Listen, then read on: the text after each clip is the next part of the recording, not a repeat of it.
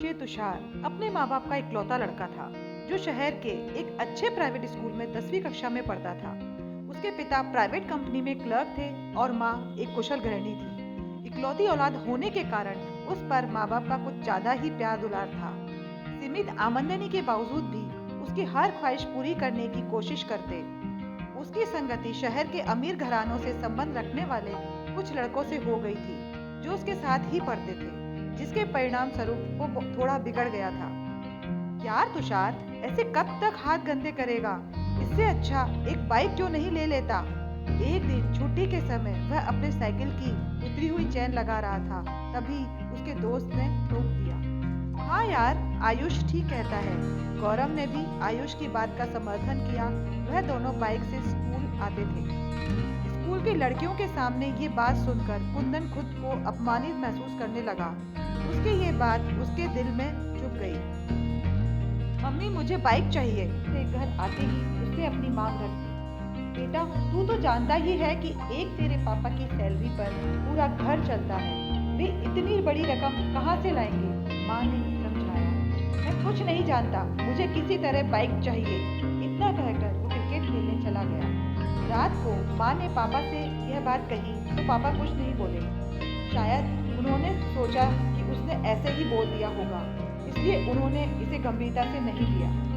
पापा, मेरी बाइक का क्या हुआ? 3-4 दिन इंतजार के बाद उसने एक दिन पापा से पूछा। बेटा, अभी पैसे की दिक्कत चल रही है, 3 महीने रुक जाओ, मैं दिलवा दूंगा। पापा ने बड़े प्यार से बोला। नहीं, मुझे बेवकूफ मत बनाइए, मुझे इसी हफ्ते बाइक चाहिए, तुषार ने जरा ऊंची आवाज में कहा। तुषार, मैं देख रहा हूँ तुम धीरे धीरे जिद्दी होते जा रहे हो। उसके चिल्लाने पर पापा ने थोड़ी सख्ती दिखाई। यह सुनकर तुषार पैर पटकते हुए बाहर चला गया। पापा उसे जाते हुए देखते रह गए। इसके बाद 1-2 दिन तक उसने किसी से ठीक से बात नहीं की।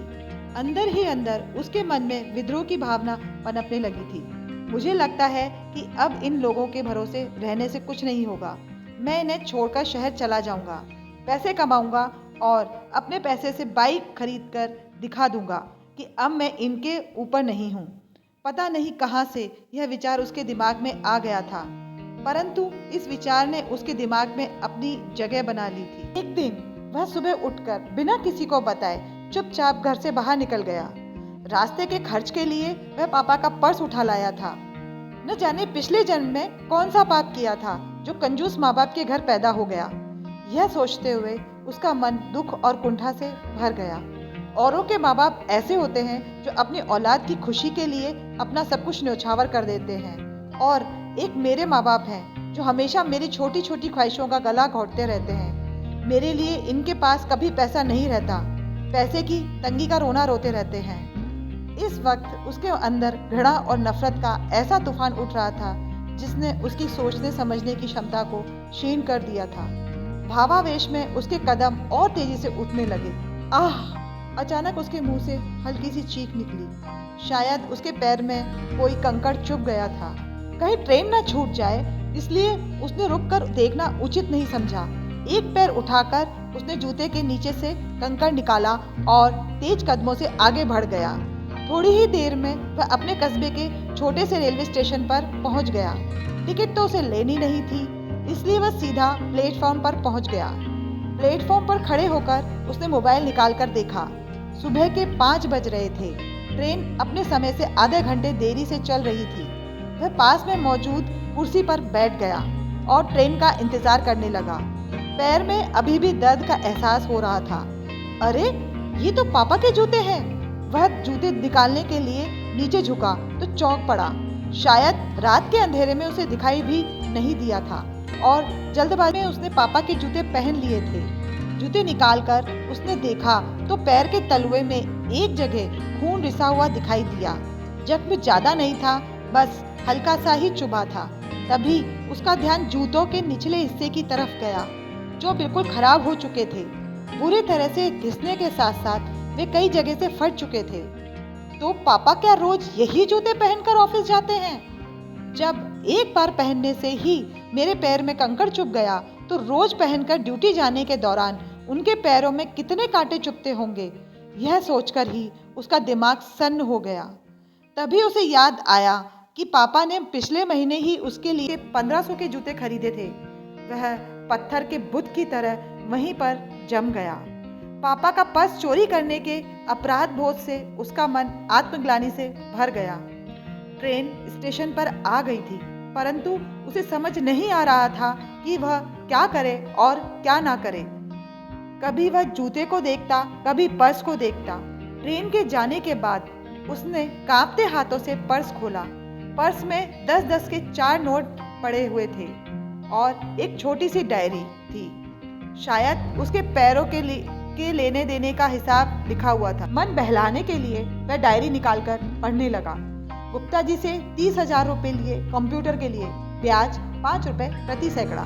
6 महीने पहले ही पापा ने उसके लिए नया कंप्यूटर खरीदा था। तो क्या पापा ने कर्ज लेकर मेरे लिए कंप्यूटर खरीदा? पढ़ते ही उसे झटका लगा। वह तो सोचता था कि पापा कंजूसी से पैसा बचाकर ब्याज पर चलाते हैं, परंतु उन्होंने तो उसके शौक पूरे करने के लिए हजारों रुपए का कर्ज ले लिया था। उसने आगे बढ़ना शुरू किया। शर्मा जी से 50,000 रुपए बाइक के लिए, ब्याज 3 रुपए सैकड़ा। दिन और तारीख कल की ही थी। यानी पापा फिर उसके लिए। उसके आंखों से आंसू की धारा फूट पड़ी। वह तुरंत उठा और तेजी से घर की तरफ दौड़ गया। बदहवासी में भागते हुए वह जब घर पहुंचा तो पापा अभी अभी बाथरूम से नहाकर निकले थे। अरे, कितनी दूर टहलने चले गए थे बेटा?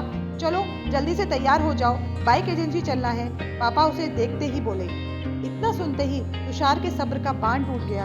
वह तुरंत पापा से लिपट गया और बच्चे की तरह फूट फूट कर रोने लगा। नहीं पापा, मुझे बाइक नहीं चाहिए, वह सुबकते हुए बोला।